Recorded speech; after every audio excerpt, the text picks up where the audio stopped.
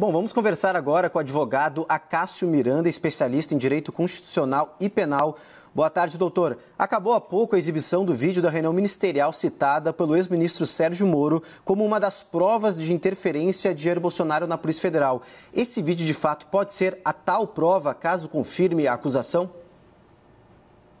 A bem da verdade, a preocupação que o governo mostra em relação à publicação deste vídeo, e vocês mesmos comentaram, a segurança que o advogado do ex-ministro Sérgio Moro também apresenta em relação a ele, nos leva a crer que os elementos probatórios a serem extraídos deste vídeo são satisfatórios para a tese do ex-ministro Sérgio Moro. Muito provavelmente, diante de todos estes elementos, há uma tendência que eventuais pontos e argumentos feitos pelo ex-ministro serão comprovados a partir de indicativos extraídos deste vídeo.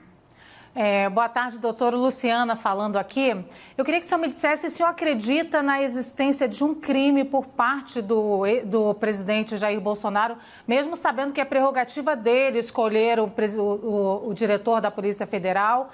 E se caso não haja esse crime, se pode ser o imputado um crime ao ex-ministro Sérgio Moro. Que tipo de crime? O senhor poderia ser didático para a gente? Sim, sem dúvida. O que acontece? A gente tem que separar as duas esferas, a esfera relacionada ao ex-ministro da Justiça e ao presidente da República. Em relação ao presidente da República, você mesma ponderou, Luciana, que cabe a ele, dentro da hierarquia administrativa, a escolha dos gestores dos ministérios e dos órgãos de segundo e terceiro escalão relacionados aos ministérios. Isso dentro de uma certa impessoalidade. Ele não pode, ao escolher estas pessoas, transpor o critério da impessoalidade. Ele não pode escolher pessoas que venham a satisfazer os seus interesses pessoais em detrimento ao interesse público. Em relação ao presidente da República, a partir destas ponderações,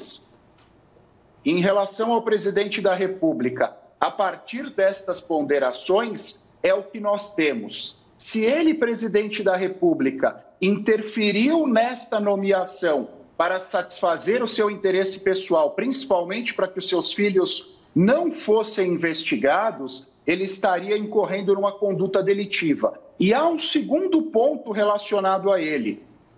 Quem assinou a exoneração no Diário Oficial, quem tinha a prerrogativa de assinar a exoneração no Diário Oficial, era o ex-ministro Sérgio Moro. Inclusive, a exoneração do ex-delegado da Polícia Federal, Sérgio Valeixo, consta como assinada pelo ex-ministro Sérgio Moro. Então, ele estaria, neste caso, cometendo um crime de falsificação de documento público, porque consta do Diário Oficial uma informação que não é verdadeira, e também quando há essa ingerência indevida na atuação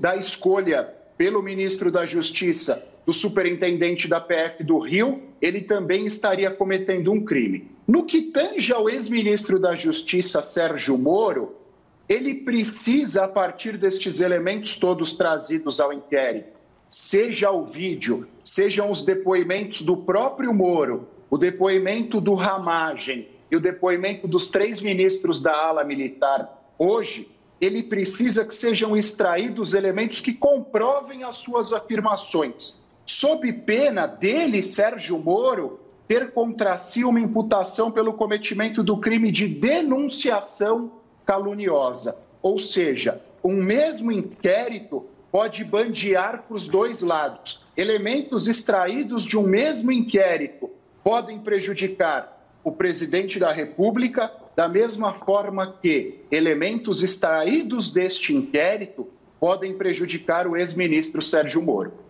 Doutor Acácio, é o Yuri Pita aqui do Estúdio de São Paulo também, obrigado por nos atender.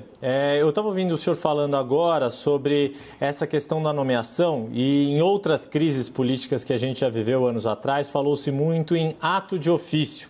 exercido pela autoridade pública ou mesmo pelo presidente da República. Nesse caso da nomeação, que está sob apuração do que realmente aconteceu, aliás, minto, não nomeação, da exoneração do ex-diretor-geral da Polícia Federal, Maurício Valeixo, a gente tem um ato de ofício que é a assinatura da exoneração dele, que, enfim, configura um objeto material.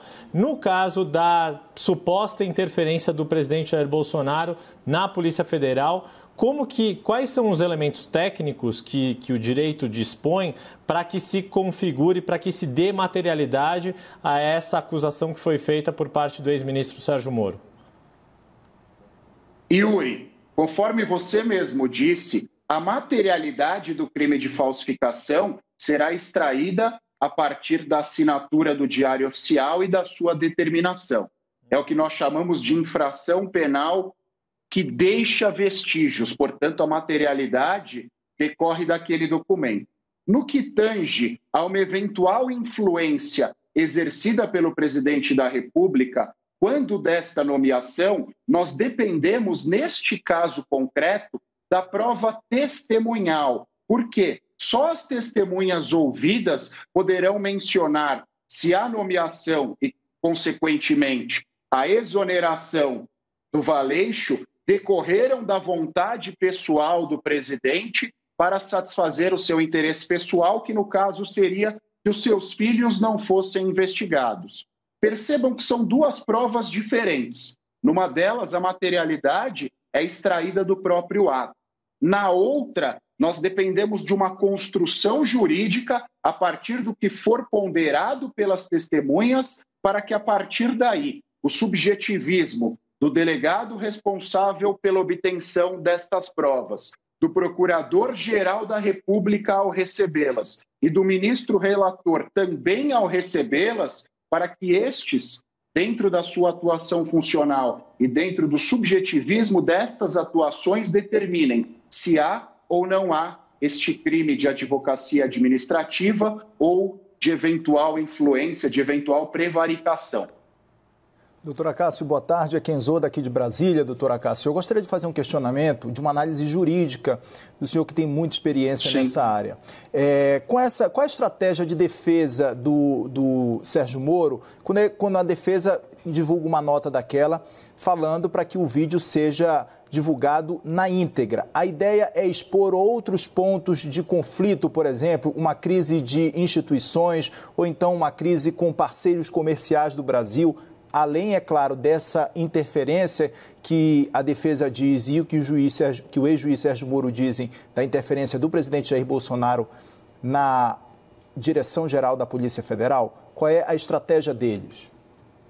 Sim, verdade seja dito, o advogado do ex-ministro Sérgio Moro é um criminalista bastante experimentado, bastante experiente, e eu não acredito que ele estivesse pedindo a divulgação do vídeo pura e simplesmente por conta da exposição que reverberaria em relação ao presidente da República e à postura do presidente da República em relação ao Supremo Tribunal Federal ou até em relação à China. Eu imagino que ele tem lutado bastante e, no meu entendimento, esta nota divulgada há pouco comprova isso, que ele o faz querendo principalmente que sejam extraídos os elementos relacionados ao inquérito policial, elementos estes que possam comprovar as afirmações do ex-ministro. Eu não acredito, repito, que ele o faça pura e simplesmente para que todo o conteúdo do vídeo seja divulgado. Até porque, se porventura ele o fizesse, a depender das circunstâncias e dos reflexos disso, ele poderia também ser responsabilizado. O ex-ministro poderia também ser responsabilizado.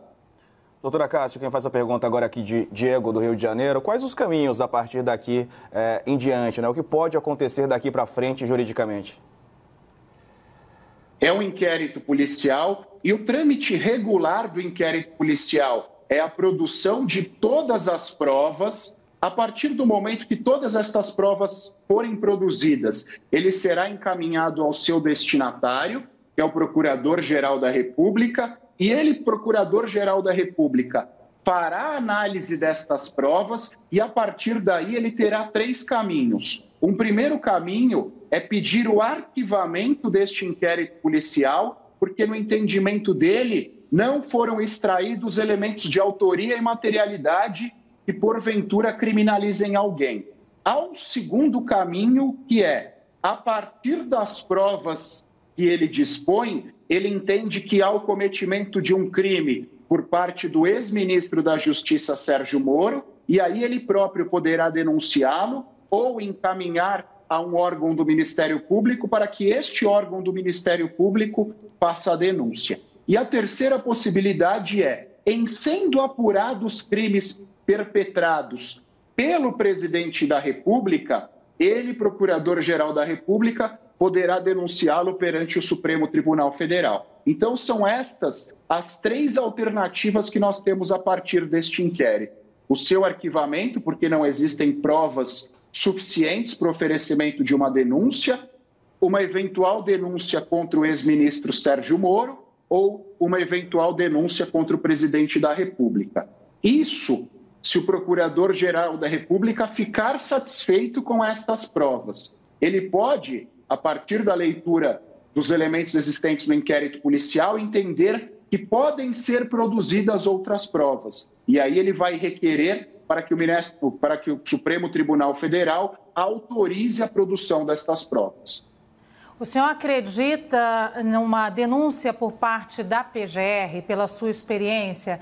Caso haja o arquivamento, quanto tempo a gente pode conviver ainda com essa instabilidade política, nesse momento que pode haver também uma outra denúncia contra o ministro Sérgio Moro?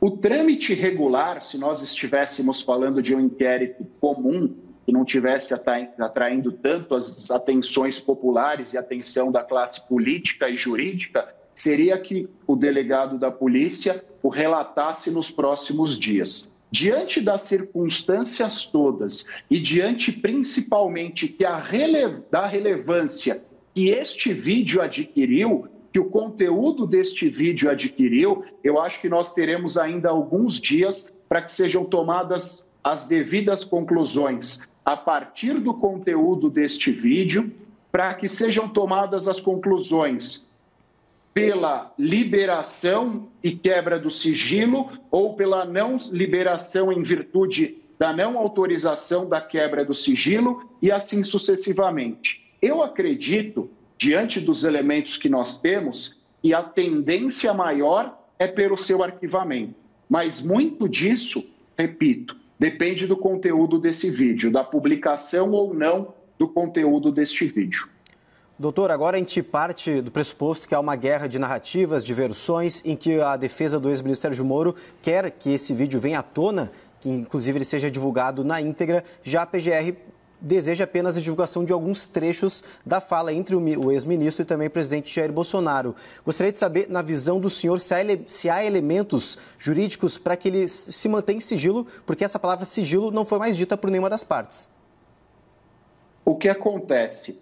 Os atos administrativos têm determinados prazos onde eles ficarão sigilosos, a depender do conteúdo, a depender da importância do conteúdo daquele ato administrativo. Vocês mesmos falavam há pouco que é algo vinculado à segurança nacional ou vinculado às relações exteriores do Brasil. Em virtude desta circunstância, há uma tendência pela manutenção do sigilo do vídeo. Acontece que o conteúdo deste vídeo deixou de ser importante só para a segurança nacional do país e para as relações exteriores do país. Ele passou a ser objeto de uma investigação judicial em curso. Investigação judicial esta que envolve um ex-ministro da Justiça, outros ministros que atualmente ainda exercem os seus cargos e o presidente da República. Então, é necessário que nós sopesemos o que é mais importante: o sigilo em virtude do conteúdo do ato administrativo ou a sua importância para uma investigação judicial e policial. E eu confesso a vocês que a importância para uma investigação judicial deve prevalecer neste caso. A partir do momento em que há todo este imbróglio em virtude do conteúdo do vídeo, ele deve ser publicado a bem desta investigação, que pode, como já foi dito por mim algumas vezes durante essa nossa conversa, reverberar efeitos em relação ao ex-ministro e também em relação ao presidente da República. Doutor Acácio, o senhor falou de que tem uma expectativa neste momento, claro que isso depende do conteúdo do vídeo, de um eventual arquivamento do caso. Caso venha a ocorrer esse arquivamento, essa mídia, só para esclarecer, ela teria que ser destruída. O conteúdo desse vídeo pode nunca mais vir a público e não haveria obrigatoriedade dele ser arquivado, dele ser preservado para ser revelado anos depois, ou alguma coisa desse tipo, não é isso? Neste momento, ele não viria a público, mas a lei de transparência prevê um prazo máximo de sigilo, de manutenção de sigilo dos atos administrativos, a depender da sua importância. Então, ele seria preservado pelo prazo estabelecido por esta legislação. Assim que fosse superado este prazo, ele poderia ser publicado. O problema qual é? Nós temos nesta lei prazos de manutenção do sigilo por até 30 anos. E a depender do período a ser transcorrido, toda a importância dele acaba caindo por terra. Só um esclarecimento, mas ele também, a mesma lei que o senhor faz menção também permite que alguns documentos sejam mantidos sob sigilo, né? O governo poderia alegar o mesmo para esse vídeo? Esse é o ponto. A manutenção do sigilo é por um período máximo estabelecido pela lei. Se ele não importasse ao inquérito policial, se ele não importar, aliás, ao inquérito policial, ele será tratado como um ato administrativo comum e, a depender do seu teor, será decretado tempo de sigilo. Então, por isso que eu digo, o que vai determinar a quebra ou não deste sigilo é a sua importância para o inquérito policial. Do contrário, ele passa a ser um ato administrativo como qualquer outro e uma comissão estabelecida no nível do governo federal determinará qual será o prazo de manutenção deste sigilo. Doutor Acácio Miranda, muito obrigado pela entrevista e também pelos esclarecimentos aqui no Visão CNN. Sou eu quem agradece, um grande prazer falar com todos vocês.